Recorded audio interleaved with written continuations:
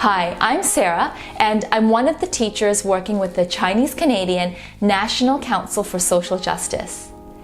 In this video series, we will be learning about how racism affects Chinese communities and also how it affects others like Black and Indigenous communities too. We will also talk about how we can fight racism together. Be sure to check out our other videos and infographics for more learning. When it comes to fighting racism, what can we do and where do we start? Fighting racism starts with yourself. In the video, Impacts of Racism, we talked about internalized racism. Remember, internalized racism is when someone is hurt by racism so much that they start to not like who they are. The first step to fighting racism is to be proud of your racial and cultural identities. Fighting racism also means that we have to do the work and keep learning about race and racism. This video and infographic series is just the beginning. Keep researching how racism works. Learn how racism affects different racial groups. You can also check out websites, books, or ask your teacher for more learning. Use what you have learned about race and racism to guide your thinking.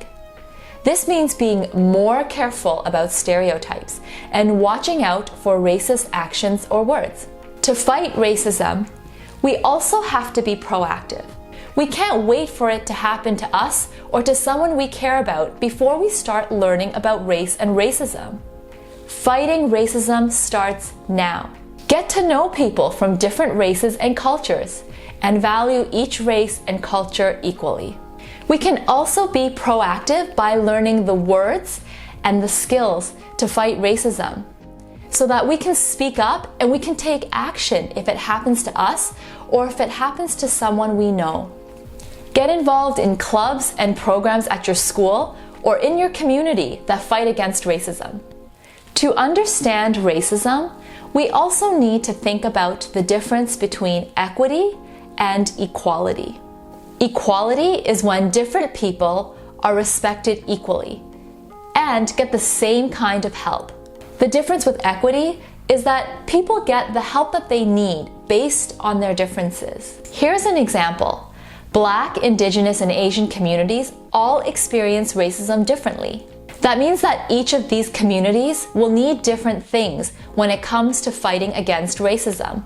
So, before you begin helping someone, make sure you understand how racism is affecting these communities and the kind of help that they need. Think intersectionally. This means remembering that people can experience racism and other forms of discrimination at the same time. Remember, race is only one of the many identities that a person has. This means that all of the identities that you have are connected to each other and make up your experiences and who you are. So when you see or hear about an experience of racism, make sure that you stop and think about the identities of the people involved. How might their identities be related to the racism or the other forms of discrimination that are happening? When we are fighting racism, remember to think about the people's actions and also the systems that we live in that are part of the problem.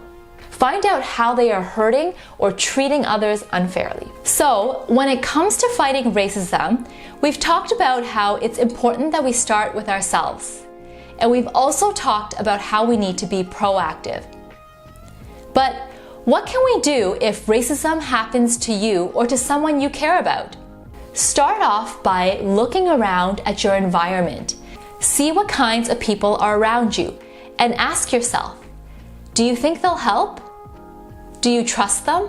These people can be your family, your friends, your classmates, your teachers, or other adults. If you are experiencing racism, make sure you ask yourself, is it safe to speak up? And what do you need to feel better? If someone else you know is experiencing racism, ask them how they're feeling and what they might need. When you're checking out the environment, see if there's a way that you can leave if something goes wrong. Are you in a classroom or a hallway where you can go to another room? If you're outside for recess or if you're at the park, can you walk away? If you are on the internet, be extra careful because this is very different from it happening in real life. See if you can get an adult to help you. Online, it may not be safe to respond if the person making the racist comment is someone you don't know. In our video, Impacts of Racism, we talk about how hurtful racism can be. Sometimes racism can make us feel nervous or scared, and it's okay to have these feelings. Remind yourself to find someone you can talk to, and do something that will make you feel better later on. Even though sometimes speaking up against racism can feel really uncomfortable, remember that the person who is being hurt by racism is more affected. Knowing what to say and do to stop racism takes practice. It's just like riding a bicycle or playing the piano. When we practice doing something new or difficult, it's uncomfortable at first, but then it gets easier and we become more confident.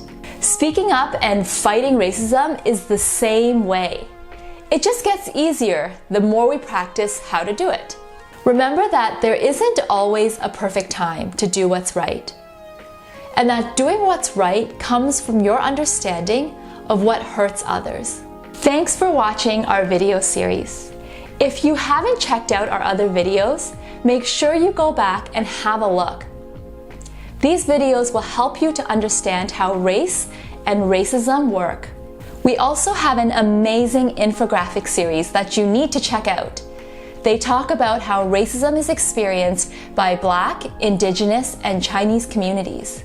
We're so excited that you're taking the first step, and thanks so much for joining the Chinese Canadian National Council for Social Justice in the fight against racism.